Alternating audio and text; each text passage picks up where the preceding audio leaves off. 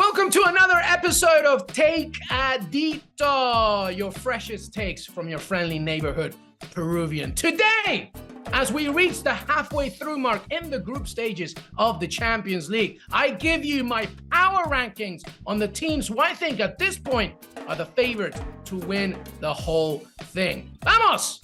At number 5, Napoli. Yes, a massive shock to the system, and some of you are going, what are you talking about, LME? But Napoli deserve a mention. Let me tell you something. There are only 4 clubs from the major leagues in Europe that remain undefeated in the Champions League and domestically. Guess what?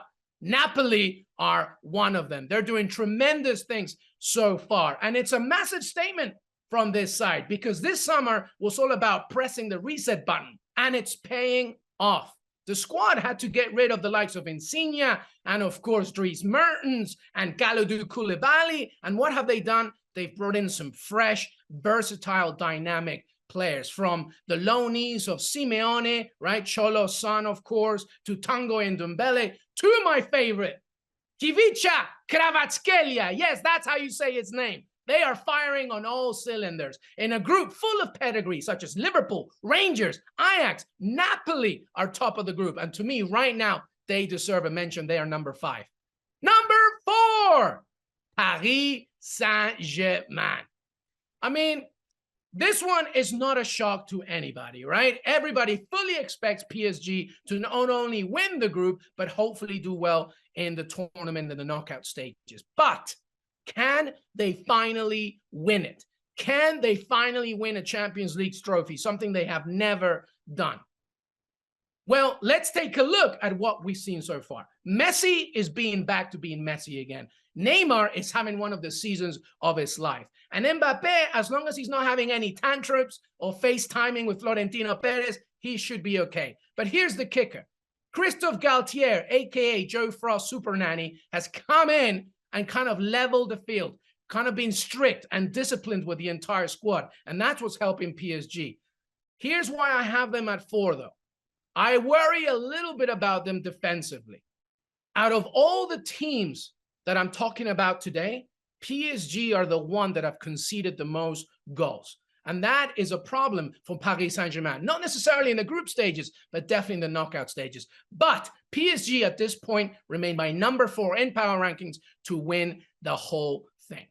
Number 3, Real Madrid. Yes, I know. I'm about to read all the comments below me from Real Madrid fans. How does this man have a job? What is he talking about? Who hired him? His face is weird. That one is a little personal. But anyway, onwards we go. Real Madrid are number 3 to me at this point. Look, yes, they are the defending champions. They haven't lost in either competition. And to be perfectly honest, they're winning. But they're not blowing people away. And yes, early in the group stages, Real Madrid have historically struggled a little bit. It's not until the knockout stages when Real Madrid show you who they really are. Last season, they won the whole thing, but I do believe it was against all odds. It was because of their Real Madrid DNA. Can they do that again? And here's the other issue for me, the World Cup. Basically, every single member of Real Madrid is going to the World Cup. Ancelotti's training sessions in November is basically going to be him and Mariano Diaz playing FIFA. He has nobody. And what happens when somebody like a key player, God forbid, gets hurt at the World Cup for a long period of time? This Real Madrid side without Karim Benzema is not the same Real Madrid. So I do worry about what happens after December. But Real Madrid, of course, remain a contender. But at this point, they're number 3. Number 2, Manchester City. I mean, do I need to say anything more than Erling Haaland? Honestly. Every time he enters the pitch, he's like Daemon Targaryen on a full pelt on a dragon. He scores every time he blinks. It's absolutely ridiculous. The level of Man City's skill and talent is beyond insane. They have a $350 million bench. They have to just, put on 11 players and Pep Guardiola's side will do the rest. This week, they demolished Copenhagen with Kevin De Bruyne and Phil Foden on the bench. Man City is Man City. We always know that. But there are also 2 things for me for Man City to win the Champions League. I've always said you need 2 things. Number 1, a prolific number 9. And number two, Pep Guardiola not to overthink. I do feel, right, obviously, that the former is done with Erling Haaland, but the latter, time will tell. That's why Man City, to me, always will be a favorite. But because they still, under Pep Guardiola, haven't won it, so they can't be my favorites just yet. Erling Haaland obviously changes that, but I still worry about Pep Guardiola's overthinking. Which brings me to my number one, Bayern Munich. The big question with Bayern Munich this season was, what will life look for them without Robert Lewandowski? Is Sadio Mane enough? Look, in the league, I think it's fine. It's always going to be fine. I get it. Right now, they're not top of the table, but I'm not worried about them at all. Bayern Munich in the league are a little bit like Bowser in Mario Kart, right? You got Mario and Koopa Trooper and Toad all going ahead of Bowser going, we're winning. And suddenly Bowser gets the star and beats everybody. That's Bayern Munich in the league. They'll figure it out. They'll win the Bundesliga again.